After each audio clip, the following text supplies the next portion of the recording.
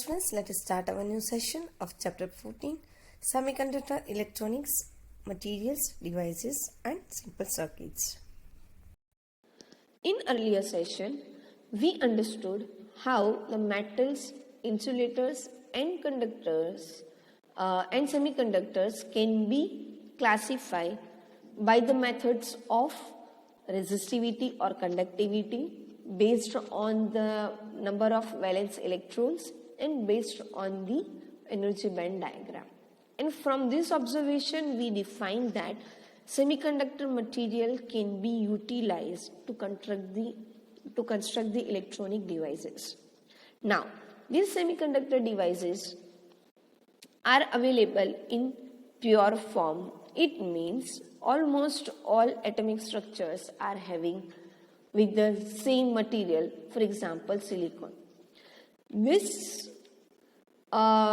structure of the semiconductor material is like a diamond-like structure, as you can see in the diagram 14.3. Here, each atomic structure try to become a balance electrically by filled its final valence orbital path with the 8 electrons. And silicon and germanium, which are the semiconductor materials, having 4 electrons.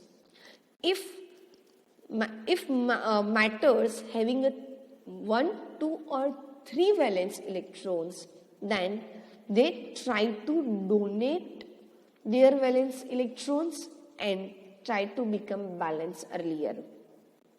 And if the electrons are having 5, 6, 7 or 8 electrons, so this atomic structure try to accept the remaining electrons and become a balance. But here semiconductor material having 4 valence electrons, so neither they can donate nor they can accept easily. But the third method can be there. They can share their valence electron by their nearest 4 atoms. So here, as you can see in the diagram 14.4, for example, the center atom we can take as a reference having 4 valence electrons. Each electron is sharing with its neighbor 1 electron. Likewise, center reference silicon atom having 4 neighbors, each neighbor is sharing one valence electron. By sharing this electron, they generate an energy bond. This bond is known as covalent bonds. This covalent bond is strongly tighted these both electrons together between 2 atoms. So here, now, this is very difficult to break down this covalent bond and make those electrons free for the conduction purpose. So here, this kind of semiconductor material is known as intrinsic or pure material, where all neighbor atoms are having a same atoms. For example, all atoms are silicon. So here, in using this pure semiconductor material, it is quite difficult to break down the covalent bond and can be utilized for conduction purpose. So for that, this intrinsic semiconductor material can behave as insulator at room temperature. So to conduct the current, we need to increase the temperature. Based on this thermal energy of the electrons, this covalent bond can break down, electrons becomes free and conduction can be possible. This thermal energy can, using this thermal energy, while this electron becomes free, so that atom becomes ionized and create a vacancy in this bond.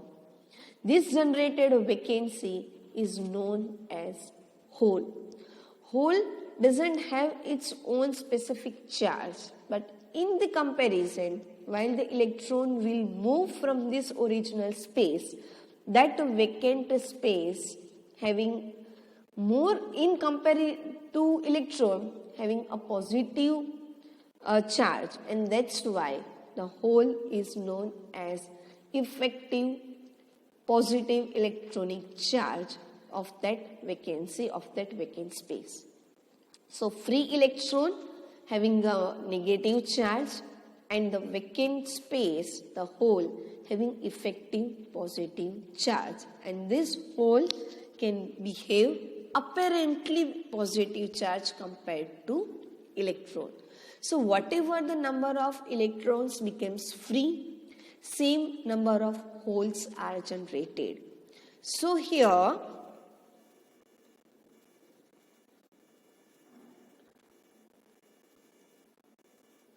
we can see that in intrinsic material, number of free electrons equal to number of holes, that equal to known as total intrinsic carrier concentration. Now using this structure, we want to know how the current conduction can be possible. So let us go through it. In the 14.5a diagram, let us understand that from the site 1, electron becomes free by the increasing temperature. So it will receive thermal energy and this electrons becomes free. In the space of that electron, now the hole will be created. So one free electron is generated, at the same time the vacancy of the electron is generated, which is known as hole. Now, this particular generated hole can be attract other electron from its neighboring atoms. Keep in mind that this generated free electron is moved in conduction band by accepting that extra energy, and it moves from valence band to conduction band, and conduction band energy level is higher than valence band. So free electrons are already in higher energy level. They cannot come back to occupy the space of hole. These generated free electrons will move further in a conduction band and generate the current based on the applied electric field. That generated current is known as IE, electron current. And the generated free space which attract the valence electron of its neighbor atom. So from site 2, electron is attracted towards the site 1 where the hole would be there. It will occupy that vacancy. That process is known as recombination, and at site 2 another vacancy will be generated, which is known, another hole will be generated. So here electron is moving in forward direction, so in backward direction motion of the hole can be found. So based on this movement of the holes, it will generate the current in the opposite direction, which is known as hole current. So the total current is equal to electron current or current due to free electrons plus current due to motion of the holes. So here the generation of the electrons and holes is parallel to the recombination process, which will recombine the electron with the holes. So at the equilibrium state, this both process, the generation of free electrons and the rate of combination of charge carriers is same, and recombination occur due to the electron colliding with the hole. Now, let us understand its energy band diagram. So here, at room temperature, as we discussed, intrinsic semiconductor or the pure semiconductor material behave like a insulator, So in diagram A, you can see that all the electrons are available in valence band and conduction band is completely empty, having a energy band gap Eg. Now, when the temperature will be increases, the thermal energy will be available to the electrons. So these electrons will excite from its valence band and moving towards the conduction band. So in diagram B, you can observe that some of the electrons will excited by the thermal energy, they absorb that energy and move from valence band toward the conduction band. So now that conduction band is partially filled with those excited electrons. So here, this is how the conduction energy band diagram can be defined, in which electron will leave the valence band, which generate holes in the valence band, and those same number of holes having a same number of electrons in conduction band. So this is how the conduction takes place with the intrinsic semiconductor material. Let us go through the example regarding the same. Here, carbon, silicon and germanium have the same lattice structure. Then why is C carbon insulator while silicon and germanium are intrinsic semiconductor materials? Here carbon, silicon and germanium all are having 4 valence electrons, but for the carbon, these electrons are available in second orbital path. Silicon, in which 4 valence electrons are in third orbital path, and in germanium, these 4 valence electrons are in fourth orbital path. It means carbon having lesser atomic number, so lesser number of electrons are there. This will occupy within 2 orbits. In silicon, electrons are occupied within 3 orbits, and same in germanium, electrons will occupy within 4 orbits. So while the lesser number of orbits are there, so they are having more attraction force through the nucleus. So for that, for the carbon, where only 2 orbital paths are there, so it requires more energy to take out the electrons from its valence orbital path, from its second orbital path. And from the germanium, in comparison, less energy is required to take out the electron and to make them free. So here, based on the free electrons for the conduction in germanium and silicon, we are getting sufficient number compared to the carbon. And that's why, as carbon required more energy to make those valence electrons free, it can identify as insulator, and semiconductor and germanium materials can identify as semiconductors. So now, here as we have defined, using intrinsic semiconductor material at room temperature, it's difficult to conduct the current and it is behaving as an insulator. So here, we need to provide more temperature or external field to improve the conductivity. So at room temperature, the conductivity of intrinsic semiconductor material is less.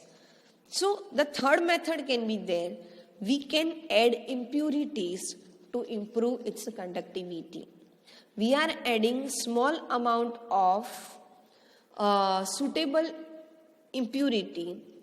We are adding into the intrinsic semiconductor material, just like few parts per million, and its conductivity can be increased. So this impure semiconductor material is known as extrinsic semiconductor material. The process to add the deliberate number of impurity by the desired amount, which is known as doping. The impure atoms are known as dopants, and after adding impurities, the generated semiconductor material is known as a doped semiconductor material, which is extrinsic semiconductor material. Now here we need to add some desired range of impurities in which it's a necessary condition that this dopant material are having two types, either pentavalent or trivalent, because silicon or germanium are tetravalent, having 4 valence electrons. So impurity should be like having 5 valence electrons or 3 valence electrons. So pentavalent impurities, for example, arsenic, antimony or phosphorus can be there. Trivalent impurities, just like indium, boron or aluminiums are there. Here, let us go through that. If we are adding pentavalent impurities, then doped material is known as N-type semiconductor material. How? Let us understand in detail. When pentavalent impurities are adding with the silicon, for example, then 4 valence electrons of impurity will share their electrons with 4 neighbor silicon atoms, and 5th electron remains unbound and remain in its valence orbital path. So here this result as the ionization energy is required to make this electron free, and while these electrons becomes free by at room temperature or by applying a less value of electric field. So this pentavalent impurity lose its electron, so it becomes electrically imbalanced and number of protons is higher by the one amount. So that is positively ionized material became at room temperature and become free very easily. For example, for the intrinsic material, it requires 1.1 electrovolt for silicon and 0.72 electrovolt for germanium to jump the electron from valence band to conduction band. While here for this, after adding pentavalent impurities, for the extrinsic material, while the material is added in silicon, it requires 0.05 electrovolt for silicon, the energy band gap, and for the germanium, that is 0.01 electrovolt energy band gap is there, which will separate valence band to conduction band for N-type semiconductor material. It means it requires lesser energy to make those unbound electrons free from valence band of impurity material. So here this pentavalent dopant now donate its one extra electron to the conduction band. So that's why this pentavalent impurity is known as a donor impurity, and the number of electrons available easily for the conduction purpose, which are not strongly bounded with the conduction covalent bond. So it increases the conductivity. So by adding this, the number of free electrons are generated by silicon atoms, which are weakly affected with temperature. So here number of conduction electrons are available due to the intrinsically generated electrons plus available by the donor impurity, and number of holes are available due to the intrinsic source only. So earlier it was in intrinsic, number of free electrons and holes are same. Here these are not the same value, but its a product remains same by the Ni square. So here the rate of recombination of holes is higher due to the larger number of electrons are there, and by deciding a proper amount of doping material, the number of conduction electrons can be increases which increase the current value. So here majority carriers are electrons and minority carriers are holes. That's why this extrinsic material is known as N-type semiconductor materials, having more electrons and lesser holes. So Ne into NH equal to Ni square, but Ne is not equal to NH any greater than NH. This is how the N-type semiconductor material can be formed. Clear? Here we are going to end the session. Hope you understood. Thank you.